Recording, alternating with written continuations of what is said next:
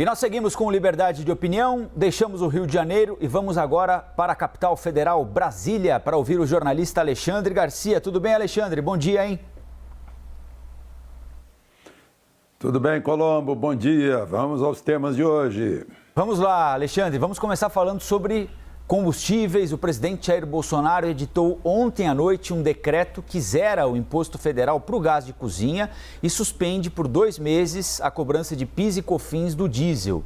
A partir de hoje, a gasolina, o diesel e o gás ficam mais caros nas refinarias. O reajuste anunciado ontem pela Petrobras é o 5º do ano e o 2º em 2 semanas. A Associação Brasileira dos Condutores de Veículos Automotores divulgou nota dizendo que o impacto do 5º aumento dos combustíveis para a população é catastrófico e que haverá efeito cascata em todos os produtos. Alexandre, queria que você falasse um pouquinho sobre o 5º aumento dos combustíveis em 2 meses e 2 dias, né? Hoje é dia 2 de março de 2021, e sobre essa decisão do presidente Jair Bolsonaro de suspender a cobrança de PIS e COFINS sobre o diesel e zerar impostos do gás de cozinha.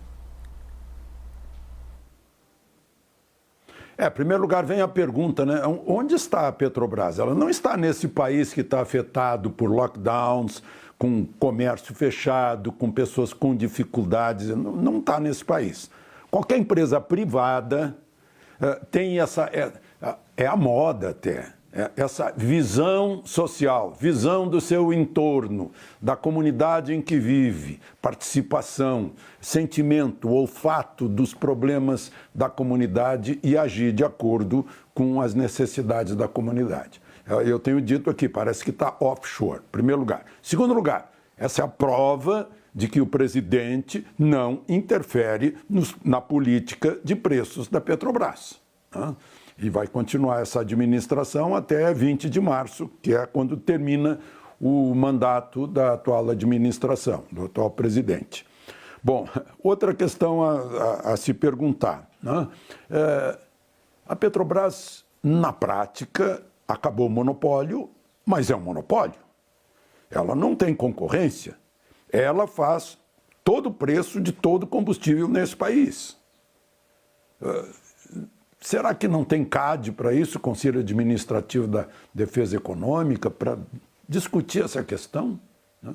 Porque, olha o absurdo. 41%, 41, alguma coisa por cento de aumento no preço da gasolina e 34% 34% de aumento no preço do diesel só neste ano, sendo que o transporte rodoviário, que usa diesel, é o principal transporte da riqueza nacional. Então, é quase incompreensível. Né? Sim, a política de preços obedece os preços internacionais, o petróleo, o câmbio, né, o dólar, etc. e tal. Mas e o Brasil, onde é que fica? A Petrobras não é uma empresa brasileira. Então, a propósito, né, ontem, mais uma vez foi condenado um diretor da Petrobras, né, ex-diretor, Renato Duque, né, e mais uma vez foi condenado, lá na 13ª Vara de Curitiba, um tesoureiro do PT, João Vacari Neto, né, pelos negócios que faziam. Né? Só para lembrar da Petrobras antiga. Pobre Petrobras. Né? Antigamente era corrupção, agora está se defrontando aí com uma política de preços que não tem nada a ver com a conjuntura do seu país. É isso, Colombo. Alexandre, o Conselho Nacional dos Secretários de Saúde... Sim. Pois não. Desculpa, você me perguntou, tem uma segunda parte da pergunta que eu estava esquecendo, né? Que o presidente tirou PIS, COFINS, CID, né? do diesel, zerou os impostos federais do gás e tem as compensações. Muita gente vai vibrar com isso. Quem vai pagar essa diferença aí, que vai para suprir o cofre federal, são os bancos. Né? É o que se fala que o a contribuição social sobre o lucro líquido dos bancos, que já havia aumentado lá na reforma da Previdência, vai aumentar mais um pouco a partir de 1º de julho, no segundo semestre. E aí retira-se também as facilidades de IPI para aqueles que têm deficiência física e podem comprar carro. Se comprarem carro muito caro, fica só para carro de 70 mil para baixo. E tem umas outras compensações aí, por exemplo, lá no... a partir do... É exatamente isso, né? Então, vai haver 2 tipos de compensações na contribuição social sobre o lucro líquido dos bancos e no IPI, que é favorecido, né, para aqueles que precisam de carros diferentes, mas não podem comprar carro muito caro. Sim, é isso. Então, vamos falar um pouquinho de saúde, Alexandre, porque o Conselho Nacional dos Secretários de Saúde divulgou uma carta ao Ministério da Saúde pedindo medidas mais duras para conter o agravamento da pandemia da Covid no país. Entre as medidas, o Conselho recomenda a adoção de um toque de recolher nacional entre 8 da noite e 6 da manhã do dia seguinte, valendo inclusive aos finais de semana, fechamento de orlas, bares, a suspensão das aulas presenciais. Alexandre, como é que você avalia esses pedidos apresentados pelos secretários estaduais de saúde ao Ministério? Parece que os secretários de saúde não querem assumir isso, né? Empurra para o governo federal. Fechar templos no país inteiro, toque de recolher no país inteiro, como se o país fosse igual. O país não é igual, né? Fechamento de praia, fechamento de bares e restaurantes, tem mais, né? Fechamento de transporte interestadual, ônibus, aviões, né? Fechamento de aeroporto internacional, né? Agora empurra para o governo federal. Lá atrás, em abril, pediram para o Supremo para ter poderes maiores que o poder do governo federal, né? Que municípios e estados tenham prevalência, tenham prioridade na adoção de medidas. O governo federal só pode adotar medidas que sejam autorizadas pelos prefeitos e governadores. Agora parece que entregaram a toalha, né? Eu acho que não, eles não estão se julgando impotentes para resolver o problema, mas estão tentando passar o desgaste popular, né, para o governo federal, sendo que o país não é uno, né, não é igual e tem características diferentes, cepas diferentes, dependendo de regiões e características totalmente diferentes, como a gente pode ver nos mapas, até dentro dos estados, os municípios têm características diferentes. Não parece que seja uma medida... É uma medida política, né? Olha, nós não vamos carregar o ônus político de medidas mais duras. Nós chegamos a um limite aqui, o pessoal está indo para a porta da casa do governador gritar, como acontece aqui em Brasília, como acontece em certas prefeituras, né? Então, vamos tentar, vamos fazer uma carta para o governo federal assumir tudo isso. É essa a situação. Colombo? Bom, o presidente Bolsonaro sancionou ontem aquela MP das vacinas. Ele vetou o trecho que dava um prazo de 5 dias para a Anvisa autorizar o uso emergencial dos imunizantes. Aliás, era um pedido do próprio diretor-presidente da Anvisa para que esse veto fosse feito. E o presidente aceitou a recomendação apresentada a ele. Também foram vetados a compra e o ressarcimento de vacinas por estados e municípios em caso de omissão da União. Então, o município e o estado estavam autorizados a comprar vacina em caso de não cumprimento do Plano Nacional de Imunização e depois seriam ressarcidos pela União pela compra que fizeram para repor essa suposta falta, o suposto problema provocado pelo PNI.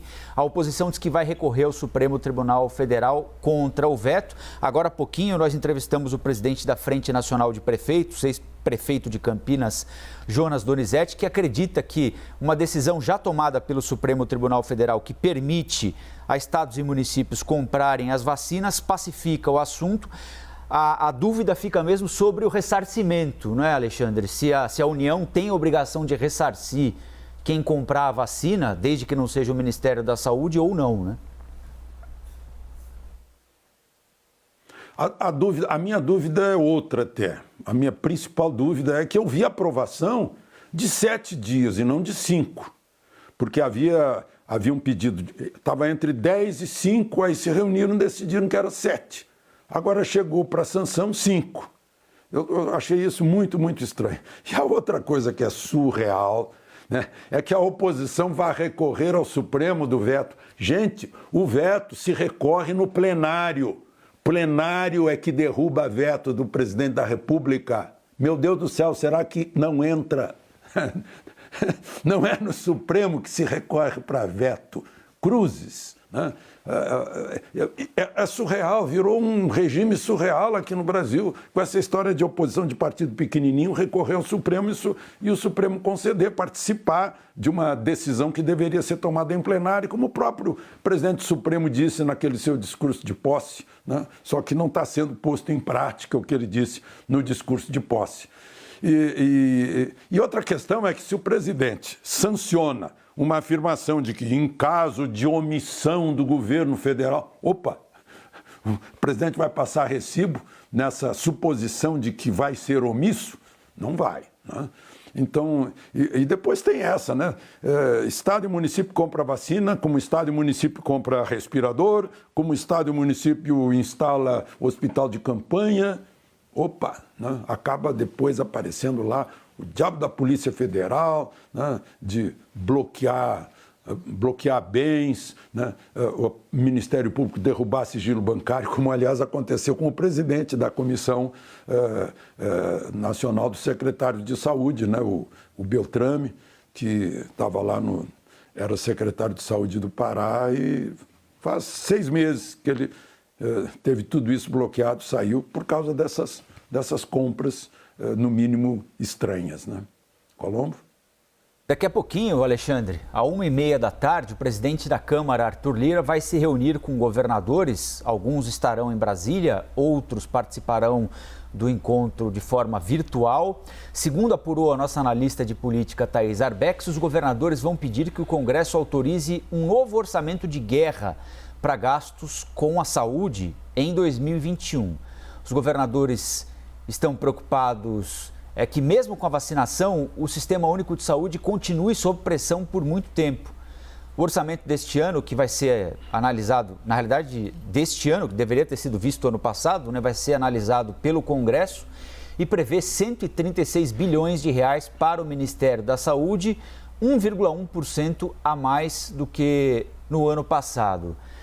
São justos os pedidos dos governadores? Nós precisamos mesmo de uma saída jurídica prevista no orçamento para evitar que sejam descumpridas a lei de responsabilidade fiscal, regra de ouro, o teto de gastos, instrumentos importantes que estão previstos na nossa legislação, Alexandre? Bom, eu não tenho condições de julgar se são justos, mas eu posso lembrar, né, a coisa óbvia: o Congresso Nacional não é a Casa da Moeda, o Palácio do Planalto tampouco. Né? Dinheiro não pode se imprimir, cada vez que se imprime dinheiro se tira do bolso de alguém, né? Se provoca a inflação. A única coisa que cria riqueza é o trabalho, é a produção, e a produção está restrita, está restringida, né? O comércio está restringido, as atividades econômicas estão limitadas, né? Pela pandemia, e para criar riqueza, aí só pedindo dinheiro emprestado, né? Aí é aumentar a dívida, emitir papéis para tomar dinheiro. É a única saída, enquanto houver confiança, enquanto houver pagamento de juro, né? É isso. É a maneira mais fácil, pedir mais dinheiro, né? Só que o dinheiro não transforma o vírus em inócuo, né? Só que o dinheiro talvez sozinho não salve vidas. Eu ainda fico esperando medidas mais sensatas, medidas...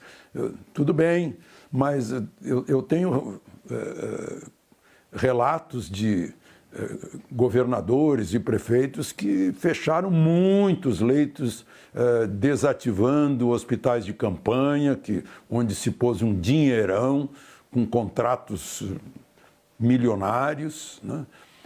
E que hoje não haveria isso, né?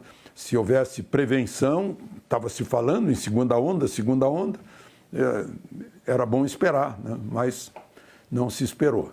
Enfim, eu espero que nessa reunião a sensatez esteja acima de ambições políticas, eleitorais, porque na medida em que se aproxima a data de outubro do ano que vem, os ânimos ficam mais agitados a respeito de questões que deveriam ser tratadas tecnicamente, sensatamente, em relação a essa epidemia, ou pandemia, né?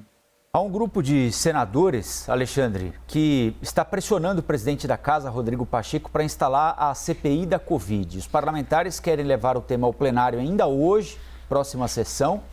O senador Tasso Gereissati, do PSDB, é um dos principais defensores da instalação da comissão. Ele diz que a CPI é inadiável.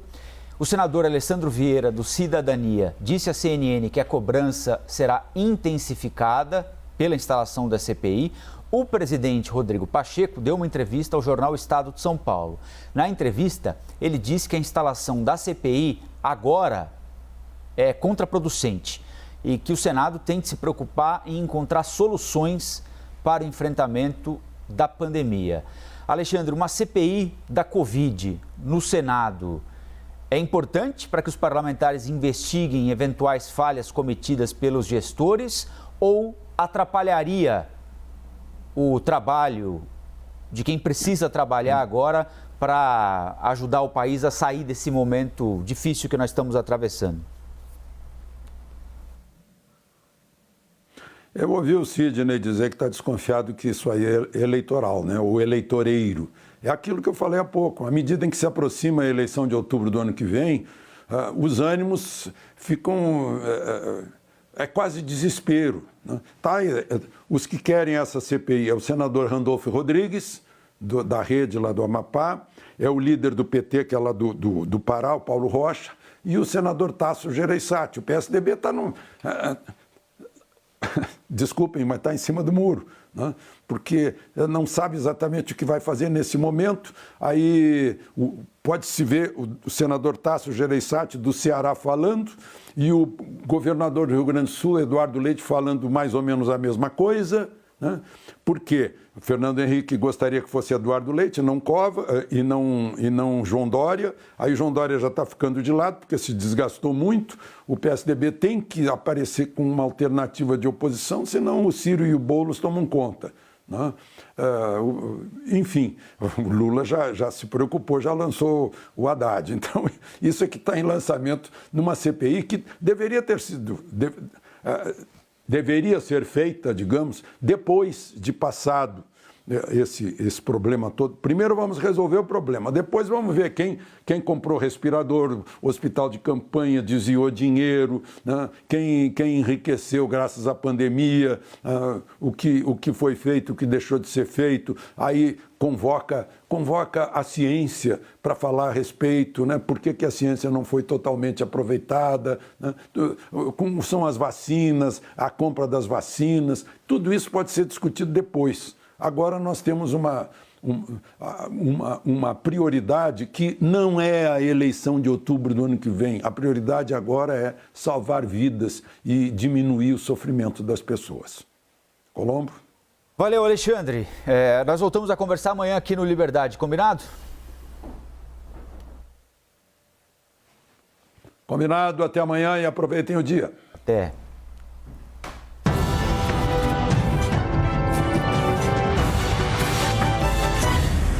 As opiniões emitidas pelos comentaristas do quadro não refletem necessariamente a posição da CNN.